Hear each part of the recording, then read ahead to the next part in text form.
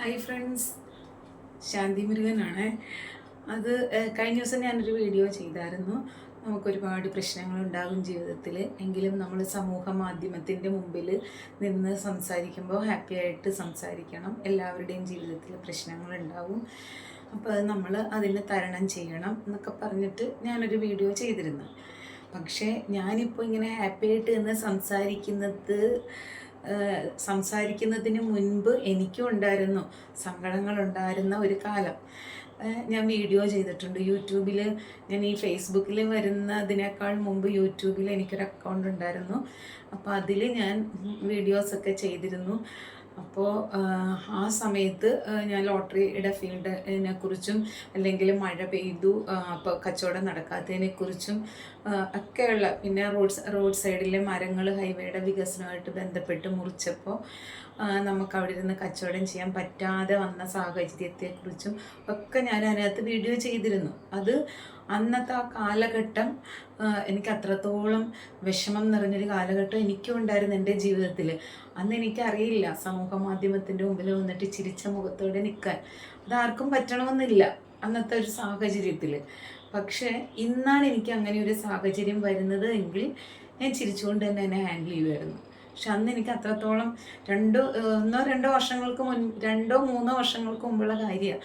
പക്ഷെ അപ്പോഴും ചിരിച്ച മുഖത്തോടെ തന്നെ നമ്മൾ സംസാരിക്കണം സമൂഹത്തിൻ്റെ മുമ്പിൽ എന്ന് ഞാൻ ചിന്തിക്കാൻ തുടങ്ങിയിട്ട് കുറച്ച് കാലങ്ങളെ ആയിട്ടുള്ളൂ. അപ്പോൾ ഞാൻ ഇന്നലെ പറഞ്ഞ വീഡിയോയിൽ ഞാൻ പറഞ്ഞിരുന്നു, നമുക്ക് ജീവിതത്തിൽ ഒരുപാട് പ്രശ്നങ്ങളുണ്ടാവും, എല്ലാവരുടെ ജീവിതത്തിലും പ്രശ്നങ്ങളുണ്ടാവും, എൻ്റെ ജീവിതത്തിലും പ്രശ്നങ്ങളുണ്ടായിരുന്നു എന്നൊക്കെ ഞാൻ പറഞ്ഞിരുന്നു. അതൊക്കെ എൻ്റെ യൂട്യൂബിലെ വീഡിയോസ് കാണുമ്പോൾ അറിയാൻ പറ്റും. അപ്പോൾ നിങ്ങൾ ചിന്തിക്കും, ഇത്രയും രോഷാവുലിയായിട്ട് അല്ലെന്നുണ്ടെങ്കിൽ ഇത്രത്തോളം സിന്ധിയായിട്ട് ഒക്കെ സംസാരിക്കുന്ന ഒരാളാണോ ഇപ്പോൾ ഈ വന്നിട്ട് ഇത്രയും കാര്യങ്ങളൊക്കെ പറഞ്ഞിട്ട് പോയത് എന്ന് കരുതരുത്. കാരണം അതാണ് ഞാൻ പറഞ്ഞത്, നമുക്ക് എല്ലാവർക്കും ജീവിതത്തിൽ ഓരോരോ പ്രശ്നങ്ങൾ ഉണ്ടായ കാലഘട്ടം ഉണ്ട് ഓരോരുത്തരുടെ ജീവിതത്തിലും. പക്ഷെ അതിനെയൊക്കെ നമ്മൾ ഓവർകം ചെയ്ത്, അതിനെയൊക്കെ തരണം ചെയ്താണ് ഞാനിപ്പോൾ ഇവിടെ വന്നത്.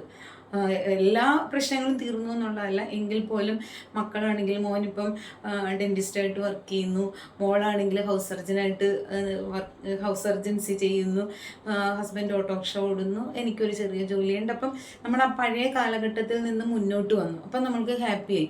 അപ്പം നിങ്ങൾ ചോദിക്കരുതും, കാരണം ഹാപ്പി ആയിട്ടുണ്ടെങ്കിൽ മാത്രമല്ല ഇങ്ങനെ ചിരിക്കാൻ പറ്റുമെന്ന്. പക്ഷേ അപ്പം നിങ്ങളുടെ ബുദ്ധിമുട്ടിൻ്റെ കാര്യത്തിൽ നിങ്ങൾ വിഷമിച്ചിട്ടും ഇല്ലേ എന്നുള്ളത് നിങ്ങൾക്ക് എന്നോട് ചോദിക്കാം. പക്ഷേ അന്ന് ഞാൻ പറഞ്ഞല്ലോ, എനിക്കറിവില്ല, അനുഭവമാണ് ഗുരു.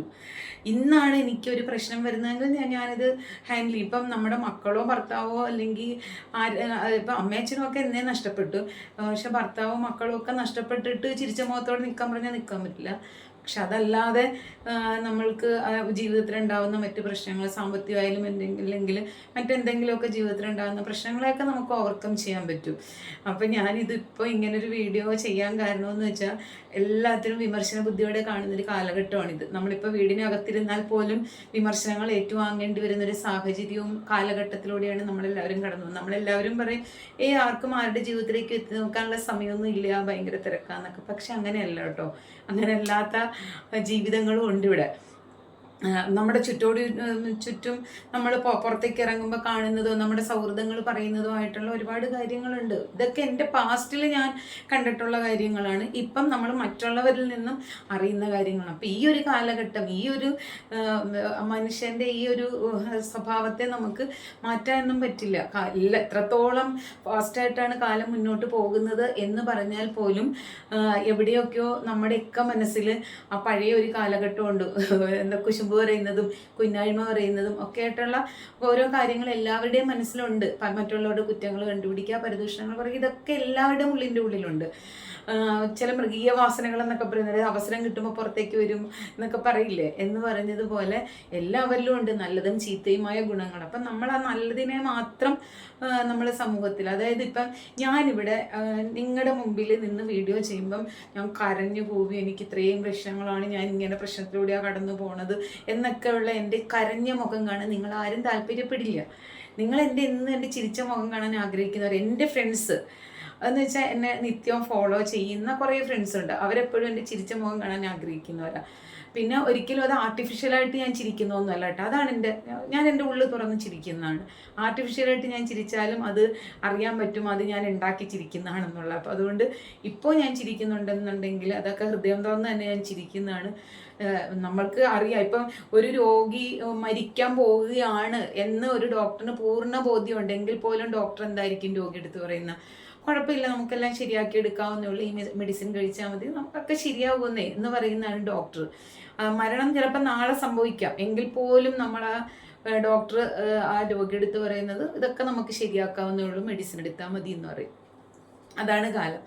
അപ്പോൾ ഞാൻ പറഞ്ഞത്, നമ്മളെല്ലാവർക്കും അറിയാം ഓരോരോ പ്രശ്നങ്ങളുണ്ട്, നമുക്ക് അവരെ ആശ്വസിപ്പിക്കാൻ മാത്രമേ പറ്റൂ. അതൊക്കെ ശരിയാകുന്നേ എന്നൊക്കെ പറഞ്ഞിട്ട് നമുക്ക് ആശ്വസിപ്പിക്കാനേ പറ്റൂ. അപ്പോൾ അതുകൊണ്ട് ഞാൻ പറഞ്ഞു വന്നത്, എൻ്റെ യൂട്യൂബ് ചാനൽ സബ്സ്ക്രൈബ് ചെയ്യുന്ന ആളുകളുണ്ട്. ഇപ്പോൾ 880 പേരോളം ആയിട്ടുണ്ട്. അപ്പോൾ ഞാൻ എൻ്റെ പിന്നാലെ നടക്കാറില്ലായിരുന്നു, ഇപ്പോൾ വീണ്ടും ഒന്ന് സജീവമായിട്ട് നടക്കുകയാണ്. അപ്പോൾ അവർ കാണുമ്പോൾ വിചാരിക്കരുത്, ആഹാ ഇവർ കഴിഞ്ഞ ദിവസം വന്നിട്ട് ഭയങ്കര ന്യായീകരിച്ച് വർത്താനമൊക്കെ പറഞ്ഞിട്ട് പോയല്ലോ, എന്നിട്ട് ഇവരിങ്ങനെ ആയിരുന്നോ എന്നൊന്നും ചിന്തിക്കരുത്. കാരണം അന്നത്തെ സാഹചര്യത്തിൽ നമ്മൾ ആ ബിസിനസ് ചെയ്യാനുള്ള സാഹചര്യം, ഒന്നാമത് മഴക്കാലമായിരുന്നു, പിന്നെ ഹൈവേയുടെ വികസനം എന്ന് പറഞ്ഞിട്ട് റോഡരികളുടെ മരങ്ങൾ മുഴുവൻ മുറിച്ചു. അപ്പോൾ അതിൻ്റെ പേരിലുണ്ടായ സാമ്പത്തിക നഷ്ടങ്ങൾ, ലോട്ടറി കയ്യിലിരുന്ന് പോയ കുറേ കാര്യങ്ങൾ, അപ്പോൾ അങ്ങനെയൊക്കെ ഉണ്ടായപ്പോൾ അന്ന് എനിക്കിതൊന്നും താങ്ങാൻ പറ്റത്തില്ലായിരുന്നു. അപ്പോൾ അതുകൊണ്ട് അന്നത്തെ മാനസികാവസ്ഥയിൽ നമുക്കിതൊക്കെ സമൂഹത്തോട്